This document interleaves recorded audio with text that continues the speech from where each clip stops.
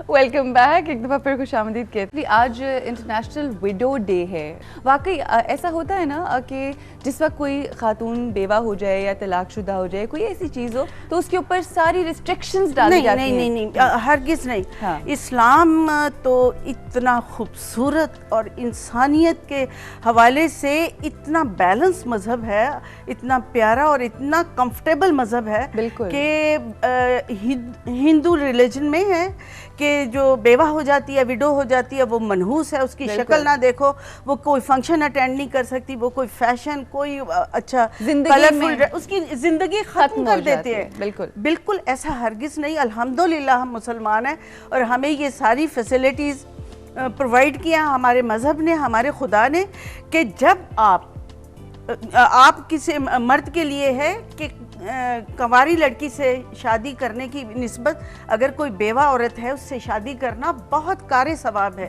इंतहाई उसको प्रेफर किया है कि आप विडो से शादी करें और विडो औरत को जल्द से जल्द उसका निकाह कर दिया जाए। बिल्कुल सही। और हमारे यहाँ इवन हमारे माशरे के अंदर इस चीज़ को अच्छा अब हो गई, बस अब सारी ज़िंदगी बैठी रहे। लेकिन मैं तो समझती हूँ कि चंद एक मिसालें ऐसी भी हैं हमारी ज़िंदगी के अंदर, हमारी फैमिली के अंदर, जिन्होंने शादी की और वो बहुत अच्छी ज़िंदगी गुजार रही है। बिल्कुल सही, बिल्कुल, क्योंकि जिंदगी मौत खुदा के हाथ में है। कोई औरत नहीं चाहती कि उसका शौहर फौत हो जाए, वो बेवगी की जिंदगी गुजारे, लेकिन ये अल्लाह ताला के हाथ में है और बेवा हो जाना ये भी खुदा के हाथ में है। बिल्कुल बिल्कुल। लेकिन हमारे मजहब में ये बड़ी अच्छी बात है कि दोबारा से और औरत को तो इस कदर हक है कि अगर उसे अपना शौहर पसंद नहीं है या कोई भी ऐसा रीजन है तो वो खुद से ख़त्म करके तो अपनी ज़िंदगी को आगे बढ़ा सकती है। बहुत इंसानी नुक्ता नज़र से बहुत इख्तियारात हैं औरत को। हमारे मोहब्बत की तरफ आते हैं। मोहब्बत अच्छा बताएं, क्यों आप इतना डरती हैं मोहब्बत से? मोहब्बत से इसलिए डरती हूँ कि जिंदगी ने क्या कोई मोहब्बत से में आपको कोई दुख दिए या क्या? नहीं, जहाँ तक ये औरत मर्द की मोहब्बत का ताल्लुक़ है ना, मैं आपको बताऊँ, मैंने शायद किसी को ना चाहा हो मगर मैं हमेशा चाही गई हूँ। बहुत चाही गई हूँ, हमें यकीन है इस बात का और अभी तक चाही जा रही होंगी आप तो बाकी है, जैसे मेरी दो बेटियां थी, उन दोनों की शादी कर दी गई। वो अपने अपने घरों में हैं माशाल्लाह। वो चाहत, वो मोहब्बत, वो उनकी इतनी यंग एज में शादी कर दी कि वो मेरी मोहब्बत की तिश्नगी, अपने अपने घर में बच्चियां बिजी हैं, मेरे घर में नहीं आती, नहीं रहती, ये तिश्नगी, ये दुख मेरे अंदर मौजूद है। मैं फिर मैं कहती हूँ कि प्यार तो बहुत बुरी चीज़ है और मैंने दिल से चाहा, दिल से प्यार किया। फिर बेटा है, बेटे मदर्स के साथ इतनी उनकी इंटरेक्शन नहीं होती, अटैचमेंट इतनी नहीं होती और वो फ्रैंकनेस जो बेटियों के साथ होती है वो नहीं होती। फिर बहुत सारे रिश्ते ऐसे होते हैं कि इंसान बहन भाई हैं जैसे, उनसे प्यार करता है, मोहब्बत करता है, लेकिन कोई ना कोई कुछ ना कुछ ऐसा हो जाता है। तो वो मैं कहती हूँ कि मोहब्बत जो है एक दुख देने वाली चीज़ है। आपको लगता है कि आप इस उम्र के हिस्से में आके बहुत अकेली हो गई हैं? हाँ बिल्कुल, बहुत रौनक में बहुत अकेली हूँ, क्योंकि मेरे अंदर में, मेरे दिल में, मेरे सोचों में एक ऐसी तन्हाई बस गई है कि जो मैं कहती हूँ या तो लोग हों जिनसे मैं अपने दिल की बात कह सकी, एक मेंटल लेवल हो, इंसान मेरी बात को समझे। मैं शायरों और मुसन्निफ़ों में बैठकर बहुत खुश होती हूँ जो इंटेलेक्चुअल्स हैं, मेरी बात करें, मेरी बात को खूबसूरत जुमले को खूबसूरत अंदाज में उसको बयान किया जाए, समझें और वो रिस्पॉन्स दें, तो वो एक ये तिश्नगी रहती है। अच्छा, आपने एक बात कही कि मैं बहुत जिसे कहते हैं रौनक के अंदर बहुत अकेली हूँ, ठीक है? जब आप अकेले हो जाते हैं किसी ज़िंदगी में कि एक वक्त के ऊपर, तो वो लोग जो किसी वक्त आपका साथ देना चाहते हैं या आपकी बात समझते हैं जो शायद उस वक्त हमें समझ नहीं आती, कोई ऐसा चेहरा, कोई ऐसा शख्स, कोई ऐसी याद आती है आपको जो आपका साथ देना चाहता हो या हमेशा आपके साथ हो, आपकी फैमिली में से, आपके दोस्तों में से, आपके कलीग्स में से? हाँ, अक्सर ऐसे याद आते हैं, लेकिन कुछ लोग यहाँ हैं और कुछ लोग इस दुनिया में नहीं हैं। सही।